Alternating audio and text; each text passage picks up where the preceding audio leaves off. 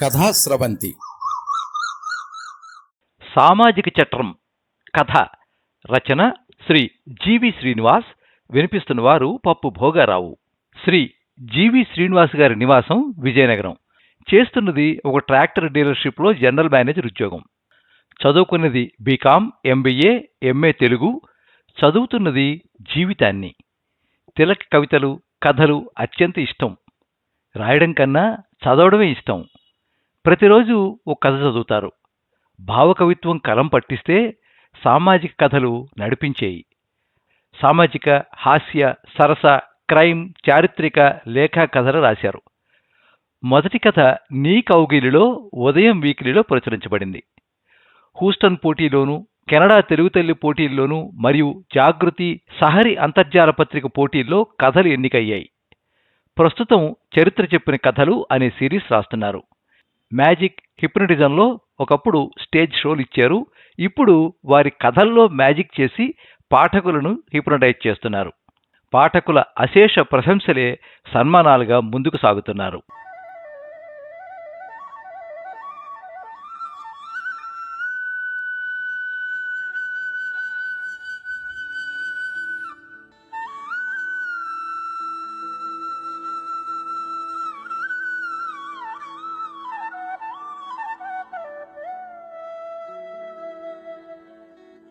ఆ మాధవరావుని చూసావా?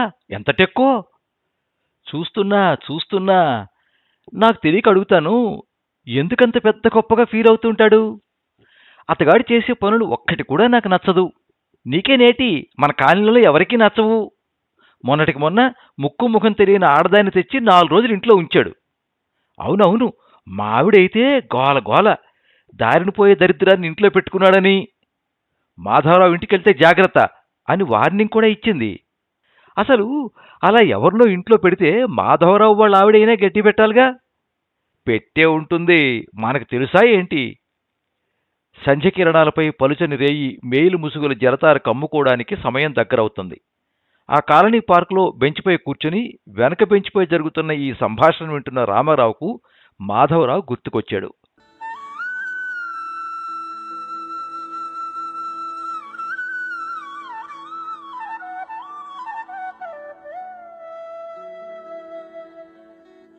రాము, మాధవ చిన్నప్పటి నుంచి స్నేహితులు.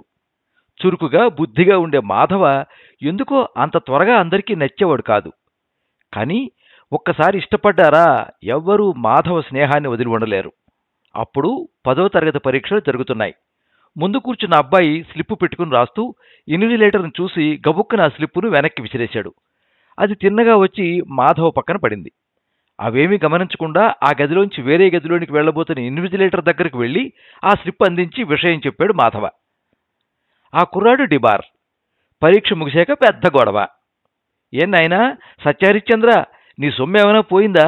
ఏదో పరీక్ష పాస్ అవ్వాలని స్లిప్ పెట్టాడు, అంతేగాని స్టేట్ ర్యాంక్ కొట్టేయాలని కాదు కదా. విరుచుకుపడ్డాడు ఆ అబ్బాయి తండ్రి. మీవాడు తప్పు చేశాడండి, కాస్త గట్టిగా ధైర్యంగానే చెప్పాడు మాధవ. అయితే డిబార్ చేయిస్తావా? పెద్ద నీతిమంతుడు దిగాడండి. ఇప్పుడు పోయిన సంవత్సరం ఎవడిస్తాడు? నీ బాబా? మాధవ్ కాలర పట్టుకుని కళ్ళలోనికి కోపంగా చూస్తూ అడిగాడొకడు. చుట్టూ చూశాడు మాధవ. ఆ అబ్బాయి ఇంటికి వెళ్ళి బంధుగణంతో వచ్చాడనుకుంటా కోపంతో ఊగిపోతున్నారు. అయినా ఇన్విజిలేటర్కే పట్టంది నీకెందుకు బే? మాధవ్ చెంప చెళ్ళుమనిపిస్తూ ఒకడు. జరుగుతున్న గొడవకు జనం గుమ్మికూడారు. విషయం తెలిసిన అందరూ మాధవ్పై కోప్పడసాగారు. ఏదో స్లిప్ పెడితే అలా ఎవరైనా పట్టిస్తారా? భవిష్యత్తు పాడు చేస్తారా? సమాధానం చెప్తున్నా వినిపించుకొని ఆ జనాలతో గొడవ పడసాగాడు మాధవ. లోపల నుంచి ఉపాధ్యాయులు రావడం చూసి అందరూ మెల్లగా జారుకున్నారు. అంతసేపు బిక్కుబిక్కుమంటున్న రామారావు గబగబా వచ్చి, నీ పని నువ్వు చూసుకోక ఎప్పుడు ఎందుకులా ఇలా తిట్లు తింటావు? చెవులో గుసగుసలాడి చెయ్యి పట్టుకుని మాధవను లాక్కుని వెళ్ళిపోయాడు. చదువులు పూర్తవడం, ఇద్దరికీ ఉన్న ఊర్లోనే ఉద్యోగాలు రావడంతో వారిద్దరి స్నేహం విరామం లేని వేణుగానం అయ్యింది. ఆ రోజు సాయంత్రం ఆఫీస్ అయిపోయాక మోటార్ సైకిల్ను మాధవ్ డ్రైవ్ చేస్తుండగా రామారావు వెనక్కి కూర్చున్నాడు. 1 వే ట్రాఫిక్, బజార్ వీధి చాలా రద్దీగా ఉంది. హారన్ కొట్టినా దారి ఇవ్వని పాదచారులను తప్పించుకుంటూ మాధవ చాలా జాగ్రత్తగా నడుపుతున్నాడు. 1 వే అయినా ఎదురుగా బళ్ళు దూసుకొస్తున్నాయి. ఇంతలో ఎదురుగా చాలా నిర్లక్ష్యంగా బండి నడుపుతూ ఒకతను వీళ్ల మీదకొచ్చాడు. అతన్ని తప్పిస్తూ మాధవ గట్టిగా హారన్ కొట్టాడు, ముందు రోడ్డు సగం ఆక్రమించి నడుస్తున్న గుంపును తప్పుకోమని. కానీ వాళ్ళు దారి ఇవ్వకపోవడం వలన మా మోటార్ సైకిల్ అద్దం ఆ గుంపులో ఒకతని భుజానికి తగిలింది. అతను కోపంతో మా బండి హ్యాండిల్ని పట్టుకుని ఊపాడు. అంతలోనే ఎదురుగా వచ్చిన మరో మోటార్ సైకిల్ మా బండికి గుద్దుకుంది. రాంగ్ రూట్లో వచ్చి గుద్దిన అతను తిట్ల పురాణం ప్రారంభించాడు. తాగి బండి నడుపుతున్నావా కోడక్క? రాంగ్ రూట్లో వచ్చి మీరు గుద్దేసి తిరిగి నన్నంటారేంటి? మాధవ్ ఎదురు ప్రశ్నకు అతను ఇంకా రెచ్చిపోయాడు.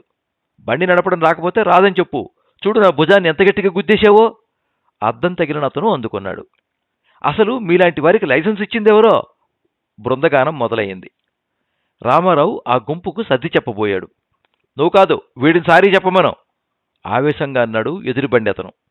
మీరు రాంగ్ రూట్లో వచ్చి గుద్దేసి నన్ను సారీ చెప్పమనడం బాగాలేదు, మాధవ కాస్త పౌరుషంగానే అన్నాడు. గొడవ పెద్దదవడం చూసి అందరికీ నచ్చచెప్పి మాధవుని వెనక కూర్చోబెట్టి బండి స్టార్ట్ చేశాడు రామారావు. ఇలాంటి సంఘటనలు ఒకటా రెండా? రాజీ పడని మనస్తత్వం మాధవరావుది.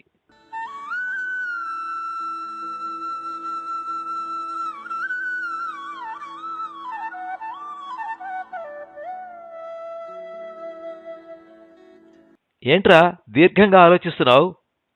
ఆలోచనల నుండి బయటపడి చూశాడు రామారావు. పార్కుకి ఎప్పుడొచ్చాడో గాని రామారావును చూస్తూ నవ్వుతూ అడిగాడు మాధవ. నీ గురించేరా? వెనక బెంచ్లో అంతకుముందు జరిగిన చర్చ గుర్తుపెట్టుకుని ఉండబట్టలేక అడిగేశాడు రామారావు. నేనేమీ కాని పనులు చేయడం లేదురా, నా మనసు చెప్పినవే చేస్తున్నా, సమాజహితం కోరే చేస్తున్నాను స్థిరంగా చెప్పాడు. ఎవరు ఎలా పోతే నీకెందుకురా? అలా అందరూ అనుకుంటే ఎలారా? మొన్నటికి మొన్న దారిని పోయే సమస్యను తలకు చుట్టుకున్నావు. కాస్త కోపంగానే అడిగాడు రామారావు. నీకు తెలుసు కదా ఆ విషయం అంతా. భర్త అత్తమామలు పెడుతున్న బాధలు భరించలేక అర్ధరాత్రి ఒంటరి స్త్రీ ఆత్మహత్య చేసుకోవాలని రైల్వే ట్రాక్పై ఉంటే ఆ సమయానికి నేను చూసి ఉండకపోతే ఒక నిండు ప్రాణం అన్యాయంగా బలైపోను ఆవేదనగా చెప్పాడు. అటువంటి స్థితిలో ఒంటరిగా ఆ అమ్మాయిని వదలలేక మా ఇంటికి తీసుకొచ్చి 4 రోజుల ఆశ్రయం కల్పించాను తప్ప. ఆ తర్వాత ఆ అమ్మాయి భర్తకు కబురు పెట్టి కౌన్సిలింగ్ చేసి ఇంకెప్పుడైనా ఆమెకు ఏదైనా ఇబ్బంది వస్తే ఊసర లెక్క పెట్టిస్తానని గడ్డిపెట్టి అతనికి బుద్ధి వచ్చేలా చేసి ఆమెను భర్తతో పంపారు మాధవ మిత్ర బృందం. రామారావు కూడా ఆ 2 రోజులు మాధవతో పాటు సహాయంగా ఉండటం వలన ఆ విషయాలన్నీ తెలుసు. పెళ్ళైన కొత్తలో నాకు నా భార్యకు ఒక చిన్న వివాదం నడిచింది. ఆసక్తిగా తలెత్తి చూశాడు రామారావు. ఎందుకు ఎప్పుడూ అందరికీ వ్యతిరేకంగా ఉంటారు? అందరూ ఒక దారిలో వెళ్తే మీరు మరో దారిలో వెళ్లడం వలన ప్రతి చిన్న విషయానికి ఏదో ఒక చిరాకు మీదకొస్తుందని ఆ రోజు నా భార్య అలా అనడంలో ఆమె బాధకు అర్థం ఉంది. తను కూడా అందరిలానే ఈ సమాజంలో భాగమేగా. అక్కడ తప్పు అని తెలిసినా తల వంచుకుని పోవడం అలవాటైన సగటు మనిషి తను. మాధవ మాటలకు రామారావు తల ఊపాడు. నేను డాక్టర్ హానిమన్ చెప్పిన మాటే చెప్పాను, వివేకంగా బ్రతకడానికి భయమెందుకు అని. ఆమెకి ఏమర్థమైందో ఆ రోజు నుంచి నేను తప్పు చెయ్యను అని బలంగా నమ్మి నన్ను సపోర్ట్ చేయసాగింది. ఆ నమ్మకం వమ్ము కాకుండా నేను బాధ్యత తీసుకున్నాను. కనుకనే ఆ రోజు అర్ధరాత్రి ఎవరో అమ్మాయిని ఇంటికి తెచ్చినా నా వెనక నిలబడింది.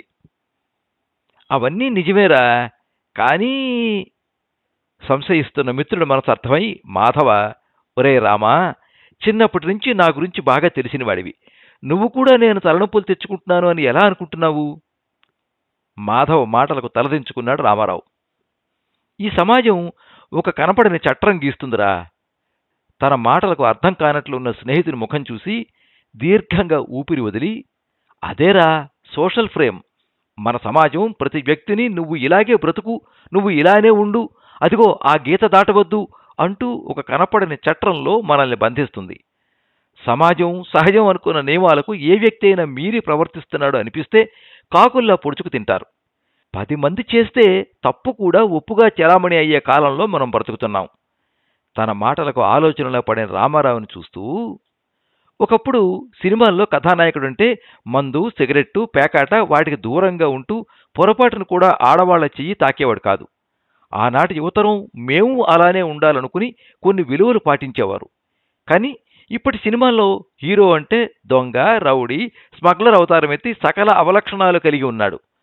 ఇప్పటి అధిక శాతం సినిమాల్లో మందు తాగని సన్నివేశం ఒక్కటి కూడా కనపడడం లేదు. ఆవేశంగా మాధవ మాట్లాడుతుంటే శ్రోత అయ్యాడు రామారావు. మరి ఆ సినిమాలు చూసిన వారు ఎంతో కొంత ఆ ప్రభావానికి గురి కాకుండా ఉండరు. ఇద్దరు స్త్రీ పురుషులు కలిసి మాట్లాడితే వారి మధ్య శారీరక సంబంధం ఉంది అనే నమ్మే లోకంలో ఉన్నాం. అవునన్నట్లు తలాడించాడు రామారావు. ఇలాంటి ప్రభావాలకు గురయ్యి బహిరంగంగానే సామూహిక తప్పులు చేస్తున్నారు. లంచం తీసుకోవడం, ఇవ్వడం చాలా సర్వసాధారణ విషయాలు అయిపోయాయి. రూల్స్ పాటించకపోవడం, ఒకవేళ ఎవరైనా చెప్తే అది నేరంలా, రూల్స్ పాటించడం ఒక చేతకానితనంలా భావించే సమాజం మనది. తప్పు చేయడం ఎంత సహజమో ఆ తప్పు నుంచి రక్షించుకోవడము ప్రాథమిక హక్కుల త్రికరణ శుద్ధిగా ఆచరించే లోకం ఇది.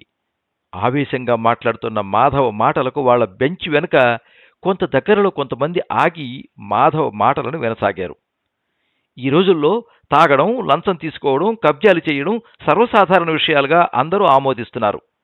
నాయకుడు అవినీతి చేసినా పర్వాలేదు, మనకు ఎంతో కొంత మేలు చేస్తే చాలు అనే భావన సర్వజన సమ్మతం అయిపోయింది. బెంచిపై నుంచి లేచి అటు ఇటు నడుస్తూ ఆవేశంగా అన్నాడు, ఎవరైతే సామూహిక నమ్మకాలను, భావనలను ప్రశ్నిస్తారో వాళ్లు సమాజ చీత్కారానికి, దూషణకు గురికాక తప్పదు. ఈ సామాజిక చట్రంలో ఇమడలేకపోవడమే నా నేరమా? తప్పు కూడా ఒప్పు అవుతున్నప్పుడు అది తప్పే అని చెప్పే గొంతుకు నాదవడం నేను చేసే పొరపాటా? కాదు. ఎవరో ఒకరు ప్రశ్నించాలి. ఈరోజు నేను ఈ సామాజిక చట్టం ఛేదించాను. రామా, నువ్వు ఒక కాలు అటు, ఒక కాలు ఇటు పెట్టి ఉన్నావు. రేపు ఇంకొంతమంది మనకు జత అవుతారు. పురోగమ సమాజం వైపు అందరూ అడుగులు వేస్తారు. అంతలోనే ఏదో తోచినట్లు ఒక చిన్న చిరునవ్వు నవ్వి, అప్పుడు కూడా ఈ సామాజిక చట్టం ఉంటుంది, కానీ ఛాందస భావాలతో కాదు, తార్కిక బుద్ధితో ఉంటుంది. వీరిద్దరిని గమనిస్తున్నవారు అవునన్నట్లు తలలు ఊపడం చూసి రామారావుకు ఆనందం కలిగింది. పార్కులో లైట్లు వెలిగాయి. అందరి ముఖాల్లోనూ కాంతి కనపడింది.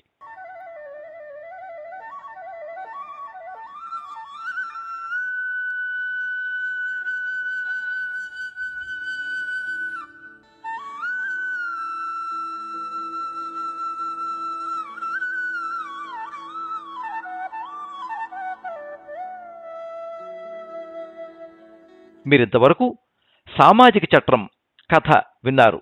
రచన శ్రీ జీవి శ్రీనివాస్. వినిపించిన వారు పప్పు భోగారావు. ఈ కథ పాలపెట్ట కథల ప్రత్యేక సంచిక 2024 ఉగాది కథా కదంబంలో ప్రచురించబడింది. ఈ కథ మీద మీ అమూల్యమైన అభిప్రాయాన్ని కింద కామెంట్ బాక్స్లో రాయండి. ఈ వీడియోని లైక్ చేయండి, మీ మిత్రులందరికీ షేర్ చేయండి. ఇలాంటి మరిన్ని మంచి కథలు వినిపించడానికి ఈ ఛానల్ని సబ్స్క్రైబ్ చేసుకోండి. పక్కనే ఉండే బెల్ ఐకాన్ని క్లిక్ చేస్తే ఇలా అప్లోడ్ చేసే వీడియోల వివరాలన్నీ కూడా మీకు ఎప్పటికప్పుడు నోటిఫికేషన్ ద్వారా తెలుస్తాయి. ఎప్పుడు మీ అభిమానాన్ని కోరుకునే పప్పు భోగారావు. సర్వే జనాః సుఖినో భవంతు. కథా స్రవంతి